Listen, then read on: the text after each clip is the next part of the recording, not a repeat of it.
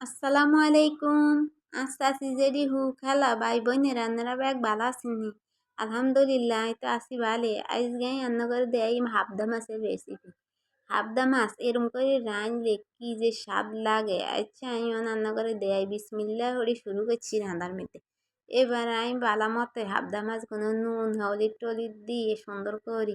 আমি এবার মাছ জুই লইছি মাছ জুই হেয়ার হরে দিও না এগুলো এবার তেল করে দিয়ে দিছি এক এক করে দিয়ে আমি মানে একটু উল্টাই হালটাই এবার বাজিলে এমনভাবে উল্টাইন যেন মাছগুন ভাঙি ন যায়।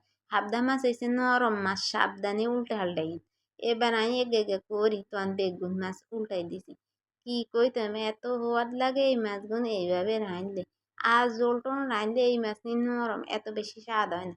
আপনারা এনে বাজি করে খাইন দেখবেন সেই সোয়াদ লাগে। আমি মানে এবার মাছগুনরে উড়াই এক করে উড়াই সাবধানে উড়াইতে হইব নইলে কিন্তু কালি খুব নরম মাছ ভাঙি দিব।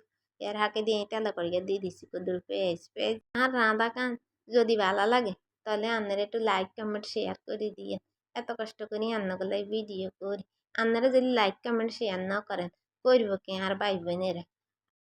মাছ ভাজির পেঁয়াজ একটু ভালো করে ভাজি নিতে হয়। এর হাঁকে দিয়ে কদুরাই দিয়ে দিছি নুন আর কাঁচা মরিচ দিই। আমি অনেক আবারও ভালো করে ভাজি লইম। একদম ভাজা ভাজা করে এর হাঁকে দিয়ে দিছি জিরা বাটা আর রসুন বাটা।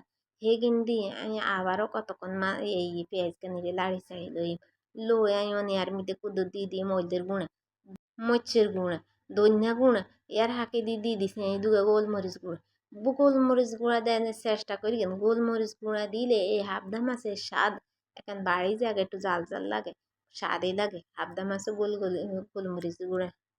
আমি কদুর দিয়ে দিছি আর ওরা হানি দিয়ে আমি কিন্তু বালা করে সব কিছু একসাথে মিশাই লাড়ি চাড়ি অনাই হাবদা মাছগুলো দিয়ে দিতে আছে এক করে সুন্দর মতো হাজাই আমি কিন্তু দিতে আছে যেন উল্টা হাল্টা দিলে নইলে মাছগুলো ভাঙি যাইব নরম মাছ নয় সেই হিসাবে আপনারা মাছগুলো সুন্দর করে দিয়েন এখন সাবধানের সাথে দিয়ে আমি কিন্তু আবারও লাড়ি চাড়ি সুন্দর মতো তারপর আমি দিয়ে দিছি ঢাকনা ঢাকনা দিই আমি ওনার বাই কাম গানি যাই করি টরি আইতে আইতে দেই গেছি মাগো আর তো মাছের ঝোল হয়ে গেছে। আবার আনিয়ে কিন্তু সাবধানে এখন উল্টাই আল্টাই দিতে আছে যখন দেখবেন হানি গানি হুয়াই এখন তেলও চুলিয়েছে তখন চুল এখন বদ্ধ করে দিন। আর মোটামুটি রান্না প্রায় শেষ।